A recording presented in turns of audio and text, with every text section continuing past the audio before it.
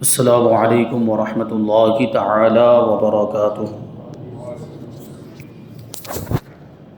نحمده ونصلي ونسلم على رسوله الكريم اما بعد فاعوذ باللہ من الشیطان الرجیم بسم اللہ الرحمن الرحیم ان اللہ وملائکته یصلون علی النبی یا ایہا الذین آمنوا صلوا علیہ وسلموا تسلیما اللهم صل على سيدنا ومولانا محمد معدن الجود والكرم وآله الكرام وابنه الكريم وبارك وسلم صلاة وسلاما عليك يا رسول الله صلی اللہ تعالی علیہ وسلم۔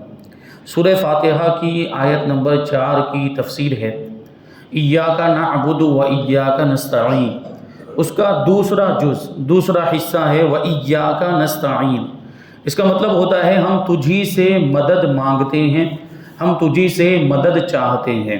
یعنی بندہ اپنے رب کی بارگاہ میں عرض کر رہا ہے کہ پروردگار ہم تجھی سے مدد چاہتے ہیں۔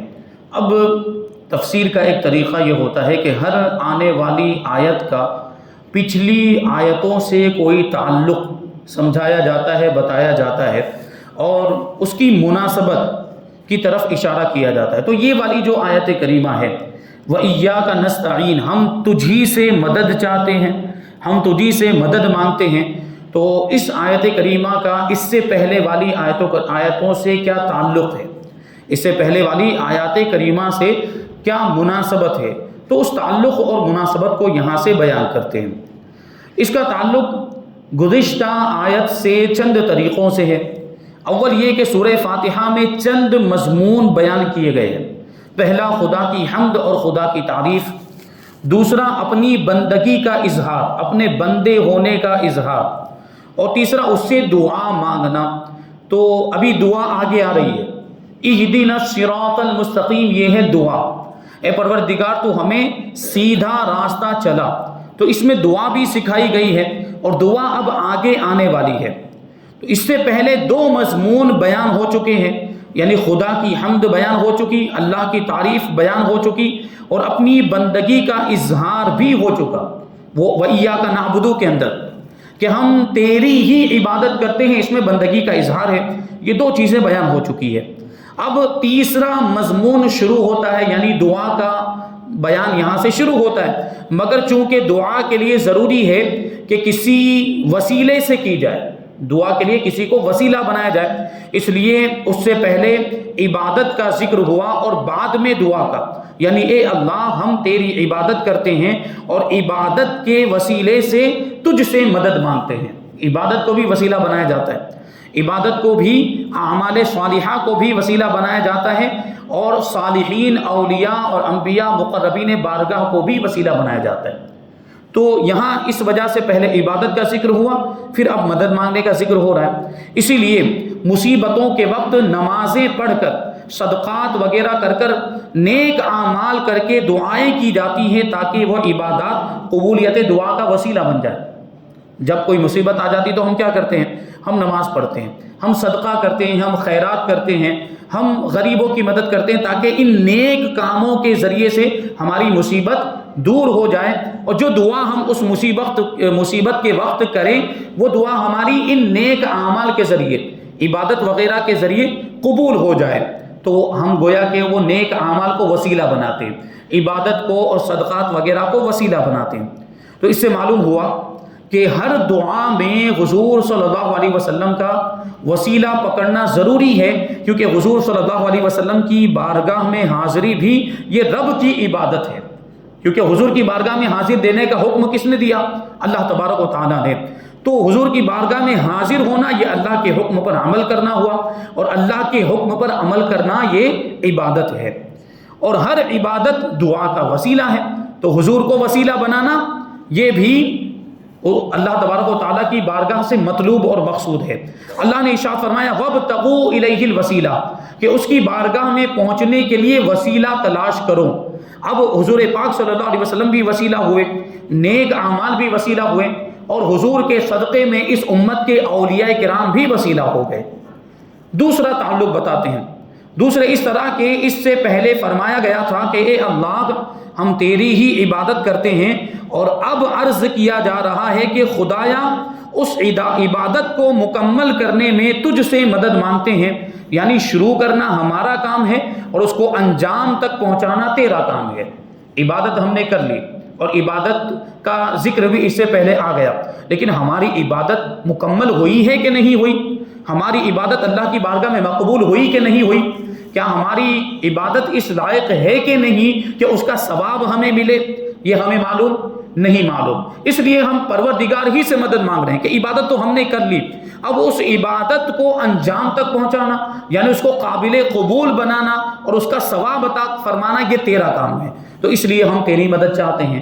ایک تعلق، دوسرا تعلق یہ ہوا۔ تیسرا تعلق اس طرح کہ عبادت کی کچھ ظاہری شرطیں ہیں جن کے بغیر عبادت ادا نہیں ہوتی، جیسے نماز کے لیے وضو وغیرہ کرنا یہ شرط ہے، بغیر وضو کے نماز نہیں ہوتی۔ اگر کسی کے اوپر غسل فرض ہے، وہ نماز پڑھے گا تو اس کی نماز نہیں ہوگی۔ یہ سب ظاہری شرطیں ہیں، انہیں شرائط ادا کہتے ہیں۔ نماز کو ادا کرنے کے لیے جو شرطیں ہیں، نماز کی ادا درست ہونے کے لیے جو شرطیں ہیں، ان کو شرائط ادا کہا جاتا ہے۔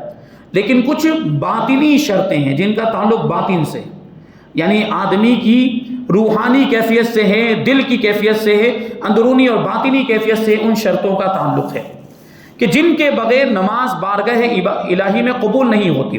جیسے دل میں خشوع و خضوع کا ہونا۔ خشوع و خضوع کا مطلب کیا ہوتا ہے؟ دل لگا کر، خلوص کے ساتھ صرف اللہ کی رضا کے لیے عبادت کرنا، اور دل سے سارے وسوسوں کو، دنیا کے سارے خیالات کو نکال دینا، اس کو خشوع و خضوع کہا جاتا ہے۔ اب اس کا تعلق کیا ہے؟ باطن سے ہے، اندر سے، یعنی روحانی کیفیت۔ ریا اور فخر سے پاک ہونا، دکھاوا نہیں ہونا چاہیے۔ اسی طرح فخر نہیں ہونا چاہیے کہ میں تو بہت بڑا نمازی ہو گیا، میں تو بہت نیک اور متقی پرہیزگار ہو گیا، یہ فخر کی بات ہو جاتی، یہ گھمنڈ کی بات ہو جاتی۔ اگر اس طور پر کوئی نماز پڑھے گا تو وہ نماز بھی قبول نہیں ہوگی، وغیرہ وغیرہ۔ یہ سب باطنی شرطیں ہیں کہ جن کے بغیر نماز مقبول نہیں ہوتی۔ پہلی قسم کی شرطیں، وضو کرنا وغیرہ، یہ بظاہر انسان کے قبضے میں ہے، انسان کے اختیار میں وہ وضو کر سکتا ہے۔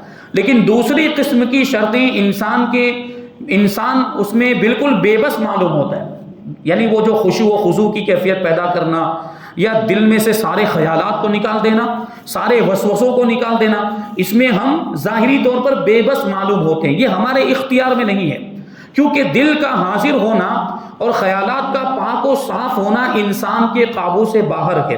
اس لیے پہلے عرض کیا گیا ایاک نعبد، یعنی ہم ظاہری شرطیں ادا کر کے تیری عبادت کرتے ہیں، اور دوسری قسم کی شرطوں کے لحاظ سے کہا گیا ایاک نستعین، خدا ان شرطوں میں تیری مدد مانگتے ہیں، یعنی جو باطنی شرطیں ہیں، خشوع و خضوع وغیرہ، خیالات اور وسوسوں کو دل سے نکال دینا، اس میں ہم تیری مدد طلب کرتے ہیں کہ ہمارے دل میں وہ کیفیت پیدا فرما دے، خشوع و خضوع کی کیفیت پیدا فرما دے، اور سارے وسوسوں اور برے خیالات کو ہمارے دل سے نکال دے۔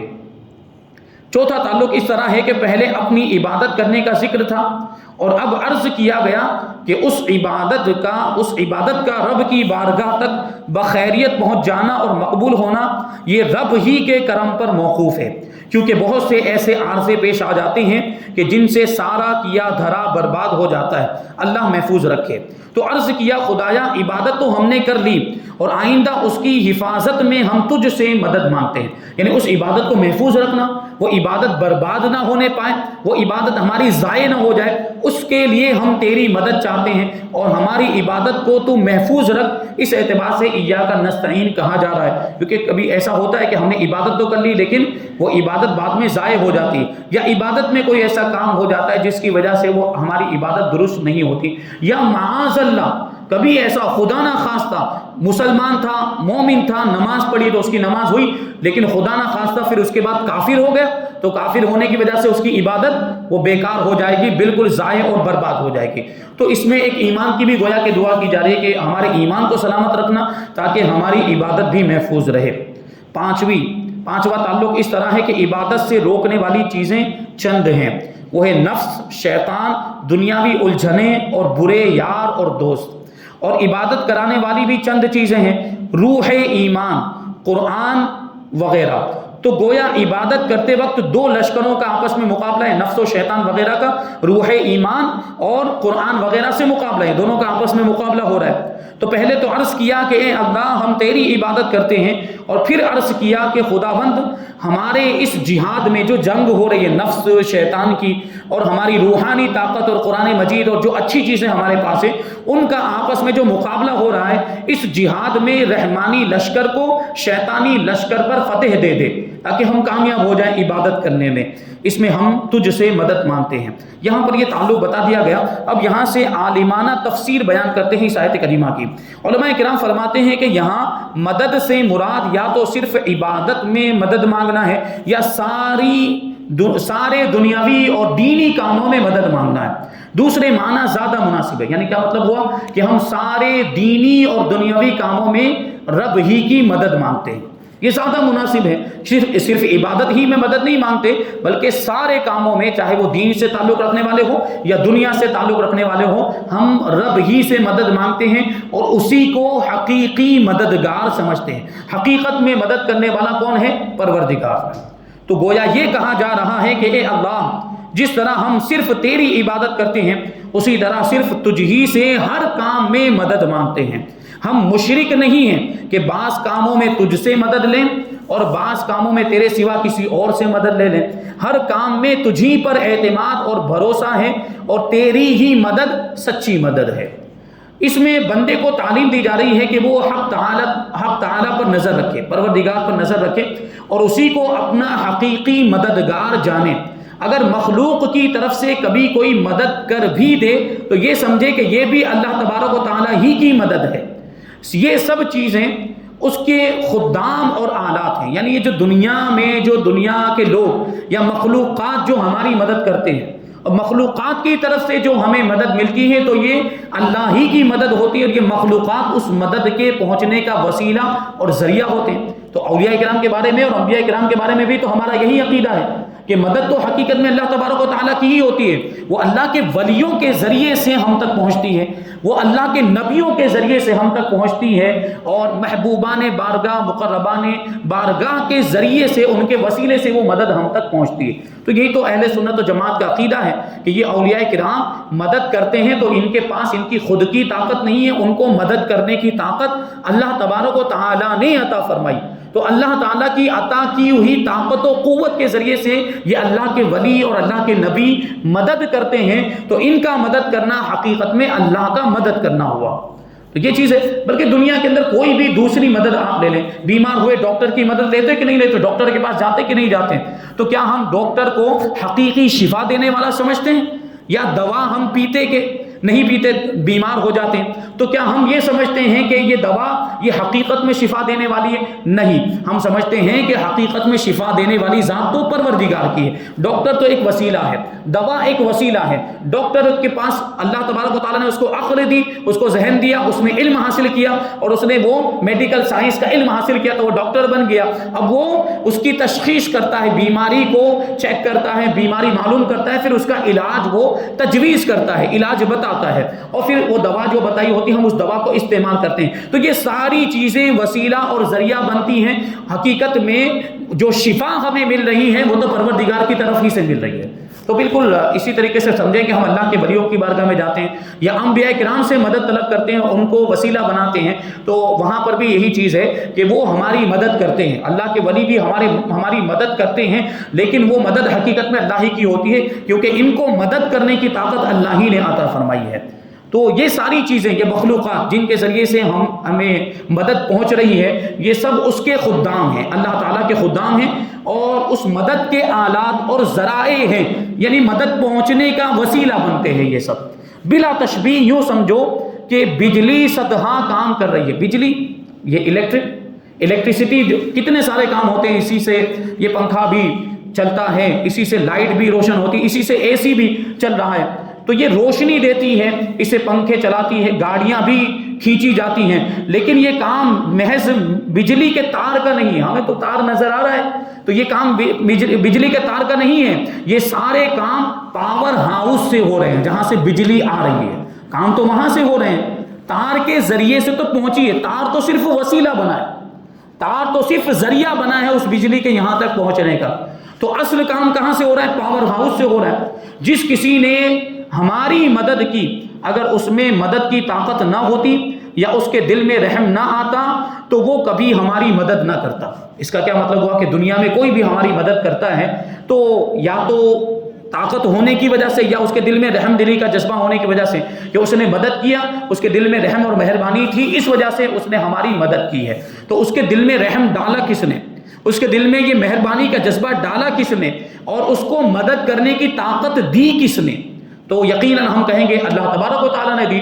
تو انسان بھی اگر ہماری مدد کر رہا ہے تو وہ بھی حقیقت میں اللہ ہی کی مدد ہے، اور یہ طاقت اور رحم دلی رب کی طرف سے ہے۔ تو حقیقی مددگار وہی ہوا، پروردگار عالم۔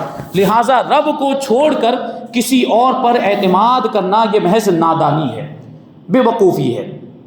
تو مطلب کیا ہوا کہ اگر دنیا والوں سے بھی ہم مدد طلب کر رہے ہیں، اولیاء کرام سے بھی، تو الحمدللہ ہمارا تو یہی عقیدہ ہوتا ہے۔ اس سے پہلے بھی ہم نے عرض کیا کہ کسی عام سے سنی مسلمان کو بھی آپ پوچھ لیں کہ تم اللہ کے ولی کے مزار پر جاتے ہو، تم درگاہ پر جاتے ہو اور ان سے مدد مانگتے ہو، تو کیا وہ اللہ کے ولی کو تم خدا سمجھتے ہو؟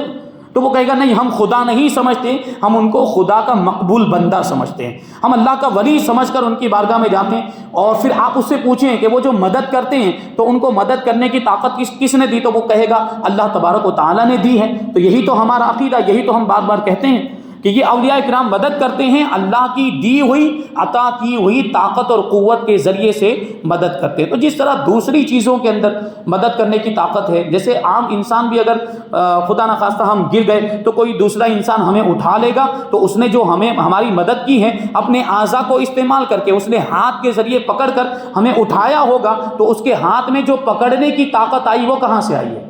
اللہ تبارک و تعالیٰ کی طرف سے آئی ہے۔ تو اگر ولیوں سے مدد مانگنا شرک ہے تو پھر کسی انسان سے مدد مانگنا بھی شرک ہو جائے گا، پھر ڈاکٹر کے پاس جانا بھی شرک ہو جائے گا، پھر دوا پینا بھی شرک ہو جائے گا۔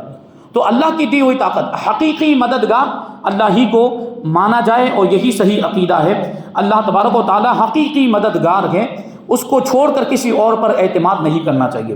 صوفیاء کرام فرماتے ہیں کہ ایک درجہ ہمارے یہاں وہ بھی ہے کہ وہاں پہنچ کر انسان ظاہری اسباب پر بھی نظر نہیں کرتا، بلکہ بعض موقعوں پر حق تعالیٰ سے بھی اپنی زبان سے عرض حال نہیں کرتا، یعنی بول کر کچھ نہیں مانگتا، بس وہ اپنا سارا معاملہ اپنے پروردگار پر چھوڑ دیتا ہے، کیونکہ اللہ تبارک و تعالیٰ تو سب کچھ دیکھ رہا ہے، اس سے تو کوئی چیز پوشیدہ نہیں۔ ہم کس حال میں ہیں، ہم مصیبت میں ہیں یا ہم خوشحالی میں ہیں، ہم نعمت میں ہیں، وہ سب جان رہا ہے۔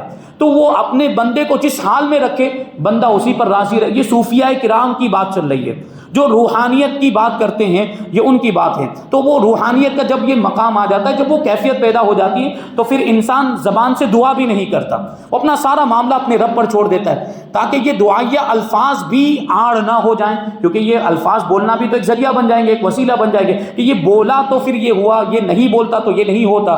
تو وہ یہ بھی نہیں چاہتے کہ ہمارے الفاظ بھی بیچ میں آڑ بنے، وہ ڈائریکٹ پروردگار سے اپنی پروردگار کی بارگاہ میں اپنی حالت کو رکھ دیتے ہیں۔ جیسے حضرت ابراہیم علیہ السلام جب نمرودی آگ کی طرف چلے، نمرود نے جب آگ میں پھینکنے کا حکم دیا، حضرت ابراہیم علیہ السلام کو منجنیق میں رکھ کے پھینکا گیا۔ اب حضرت ابراہیم علیہ السلام ہوا میں ہیں، آگ کی طرف جا رہے ہیں۔ اس وقت کیا ہوا؟ حضرت جبریل علیہ السلام نے عرض کیا، آئے اور کہا کہ کچھ آپ کو حاجت ہو تو فرمائیں، آپ کی حاجت پوری کر دی جائے۔ تو حضرت ابراہیم علیہ السلام نے کہا کہ تم سے کچھ حاجت نہیں ہے۔ حضرت جبریل علیہ السلام نے عرض کیا کہ رب ہی سے عرض کر دیجئے، یعنی مجھ سے کوئی حاجت نہیں ہے تو رب سے تو ہے، تو رب ہی کی بارگاہ میں عرض کر دیجئے۔ تو حضرت ابراہیم علیہ السلام نے اس وقت یہ جملہ فرمایا تھا، حسبی من سوالی علمہ بحالی، یعنی وہ خود جانتا ہے میری حالت کو اور اس کا جاننا کافی ہے، پھر میرے عرض کرنے کی کیا ضرورت ہے؟ جب میری حالت اس کے سامنے ظاہر ہے، پروردگار جب میری حالت کو جانتا ہے تو اس کی بارگاہ میں عرض کرنے کی حاجت ہی نہیں۔ سبحان اللہ، یہ وہ حالت ہے کہ جس میں دعا مانگنے سے بھی گریز ہے۔ یہ اللہ کے ولی جب اس درجے پر پہنچ جاتے ہیں، اللہ والے جب اس مقام پر پہنچ جاتے ہیں، یہ عام انسانوں کی بات نہیں چل رہی۔ یہ حضرت ابراہیم علیہ السلام جو کہ اللہ کے نبی تھے، ان کی ایک مثال دی، اسی طرح دوسرے اللہ کے نیک بندے، ان کے بھی یہ حالات ہوتے ہیں، وہ دعا بھی نہیں کرتے، وہ جو کچھ بھی اللہ تبارک و تعالیٰ جس حالت میں ان کو رکھتا ہے اسی حالت میں وہ راضی رہتے ہیں۔ یہ ایک بہت بڑا مقام ہے۔ تو اس طرف اشارہ کیا جا رہا ہے وَإِيَّاكَ نَسْتَعِينُ، کہ ہم تجھی سے مدد مانگتے ہیں۔ خیال رہے کہ اولیاء کرام کی یہ حالت ہر وقت نہیں ہوتی، کیفیت بدلتی رہتی ہے۔ اللہ والوں کی بھی ہر وقت یہ حالت نہیں رہتی، اور ہر وقت ایسی ہی حالت رہے تو پھر دوسرے معاملات پیش آ جائیں۔ جب وقت امتحان ہو، جب آزمائش کا وقت ہو، ایک اور بات یہاں پر بتا رہے ہیں، بڑی پیاری بات ہے کہ جب آزمائش کا وقت ہو، مصیبت ہم پر آئی ہے اور مصیبت ہمیں آزمانے کے لیے آئی ہے، ہمارے امتحان کے لیے آئی ہے، تو دعا نہ مانگنا اور راضی برضا رہنا بھی عبادت ہے۔ یعنی آزمائش میں دعا نہ مانگنا اس آزمائش کو دور کرنے کے لیے، اور اسی طریقے سے اللہ کی رضا پر راضی رہنا کہ یہ مصیبت بھی تو اللہ کی طرف سے آئی ہے، تو یہ بھی عبادت میں شمار ہوگا اور اس پر بھی ثواب ملے گا۔ اسی لیے امام حسین رضی اللہ تعالیٰ عنہ کے لیے کسی نے دعا نہیں کی کہ خدایا کربلا کی مصیبت ان سے ٹال دے۔ اگر حضور پاک صلی اللہ علیہ وسلم چاہتے تو امام حسین کے لیے دعا کر دیتے، حضور کو تو پہلے سے معلوم تھا کہ کربلا میں یہ واقعہ پیش آنے والا ہے، لیکن حضور نے دعا کی نہیں کی، کیونکہ وہ حضرت امام علی مقام کی آزمائش تھی، اور آزمائش پر صبر کرنا اور اللہ کی رضا میں راضی رہنا یہ بھی عبادت ہے۔ اسی لیے کسی نے امام حسین رضی اللہ تعالیٰ عنہ کے لیے دعا نہیں کی، نہ ہی خود حضور نے کی، نہ بی بی فاطمہ نے کی، نہ امام حضرت علی رضی اللہ تعالیٰ عنہ نے کی، کسی نے نہیں کی۔ اہل بیت میں سے کسی نے، وہ امام علی مقام یا صحابہ میں سے بھی کسی نے امام علی مقام کے لیے دعا نہیں کی، کیونکہ وہ آزمائش تھی۔ اور جب بندگی کے اظہار کا وقت ہو، جب اپنے بندہ ہونے کو ظاہر کرنا مقصود ہو، تو ہر چیز پھر رب سے مانگو، یہاں تک کہ جوتے کا تسمہ بھی اس سے مانگو۔ جوتے کا تسمہ مطلب پرانے زمانے میں جو جوتے ہوتے تھے تو اس میں ایک رسی لگی ہوتی تھی، اس کو باندھا جاتا تھا اور اسی سے وہ پاؤں پر ٹھہرتا تھا، یہ پرانے زمانے۔ اب ہمارے زمانے میں وہ پٹی آ گئی ہے، جوتے کے اندر یا چپل کے اندر اوپر پٹی لگی ہوئی ہوتی، اسی سے وہ پاؤں کے اندر ٹھہر جاتا ہے۔ تو جوتے کا تسمہ بھی اگر اس کی بھی ضرورت ہو یا جوتے کا تسمہ بھی ٹوٹ جائے تو وہ بھی رب سے مانگنا چاہیے، کیونکہ بندے کا کام مانگنا ہی ہے۔ تفسیر کبیر اور روح البیان شریف میں اسی مقام پر فرمایا کہ حضرت ابراہیم خلیل اللہ علیہ السلام نے جب ایاک نستعین پر عمل کیا تو ان پر نمرودی آگ گلزار بنا دی گئی، تو جو مسلمان یہ عرض کرے تو انشاءاللہ جہنم کی آگ اسے نقصان نہ پہنچا سکے گی، بلکہ جب مومن صراط سے گزرے گا تو نار پکارے گی، یعنی جہنم کی آگ پکارے گی کہ تیرا نور ایمانی مجھے بجھا دیتا ہے۔ یعنی ایمان کی طاقت ایسی ہوگی اور ایمان اتنا ترقی کر چکا ہوگا اور ایمان کا نور اس انسان کے لیے اتنا زیادہ ہوگا کہ وہ جب پل صراط سے گزرے گا، اور پل صراط کہاں پر ہے؟ یہ پل یہ جہنم کے اوپر بنا ہوا ہے، جو بال سے زیادہ باریک ہے، تلوار سے زیادہ تیز ہے، اس کے بارے میں ہم نے سنا ہوا ہے کہ لوگ اس میں کٹ کٹ کے جہنم میں گر جائیں گے جو کافر ہوں گے، اور نیک لوگ گزر جائیں گے جو مومن ہوں گے۔ تو جب یہ ایسا مومن گزرے گا وہاں سے جس کا ایمان مضبوط ہوگا، تو جہنم خود پکار کر کہے گا اور جہنم کی آگ خود پکارے گی کہ تیرا ایمانی نور میری آگ کو بجھا رہا ہے، تو جلدی سے گزر جا۔ اور ایک وقت جنتی مسلمان گنہگار مسلمانوں کو نکالنے کے لیے جہنم میں جائیں گے، یعنی کچھ مسلمان ایسے ہوں گے جو اپنے مسلمان دوسرے بھائی ان کو نکالنے کے لیے جہنم میں جائیں گے، ان کو حکم ہوگا کہ اپنے بھائیوں کو نکال کر آؤ، تو جب وہ جائیں گے ظاہر سی بات ہے جہنم میں تو آگ جلی رہی ہے ہمیشہ، تو اب وہ گنہگار وہ تو گناہوں کی وجہ سے جل رہے ہیں، لیکن یہ مسلمان جو نکالنے کے لیے گئے ہیں ان پر جہنم کی آگ اثر کرے گی کہ نہیں کرے گی؟ تو اس کے بارے میں کہہ رہے ہیں کہ ان پر جہنم کی آگ اثر نہ کر سکے گی، ان کے ایمان کی وجہ سے اور ان کی نورانیت کی وجہ سے جو اللہ تبارک و تعالیٰ نے ان کو عطا فرمائی ہوگی۔ بہرحال یہاں پر کچھ باتیں یہ اس آیت کریمہ کے تعلق سے عرض کی گئی۔ اب اس کے بعد ہے دیوبندیوں کے اعتراضات۔ یہ مصنف علیہ رحمہ کا طریقہ ہے کہ پہلے آیت کی تفسیر بیان کرتے ہیں، صوفیانہ تفسیر بھی بیان کرتے ہیں، عالمانہ تفسیر بھی بیان کرتے ہیں، اور علم شریعت کے اعتبار سے اور علم تصوف کے اعتبار سے دونوں اعتبار سے تفسیر بیان کرتے ہیں، اور پھر اس آیت پر اگر کوئی اعتراض ہو رہا ہوتا ہے گمراہوں کی طرف سے، بد مذہبوں کی طرف سے، یا دوسرے مذاہب سے تعلق رکھنے والے جیسے آریوں کا خاص طور پر یہ اعتراض یہاں پر شامل کرتے ہیں، چونکہ ہندوستان سے تعلق تھا اور ہندوستان میں آریہ قوم رہتے ہیں، ہندو رہتے ہیں، ان کی طرف سے غیر مسلموں کی طرف سے بھی جو اعتراضات ہوتے ہیں وہ اعتراضات یہاں پر ذکر کرتے ہیں اور پھر ان کے جوابات بھی شامل کرتے ہیں کہ کبھی خدا نخواستہ ہمارے سامنے کوئی ایسا شخص آ جائے اور ہمارے سامنے وہ ایسا اعتراض پیش کر دے تو ہم اس کا یہ جواب دے سکیں۔ اللہ تبارک و تعالیٰ کی بارگاہ میں دعا ہے کہ جو کچھ بھی بیان ہوا اس پر ہم سب کو عمل کرنے کی توفیق عطا فرمائے اور نور قرآن سے ہم سب کے دلوں کو روشن اور منور فرمائے۔ وما علینا الا البلاغ۔ السلام علیکم۔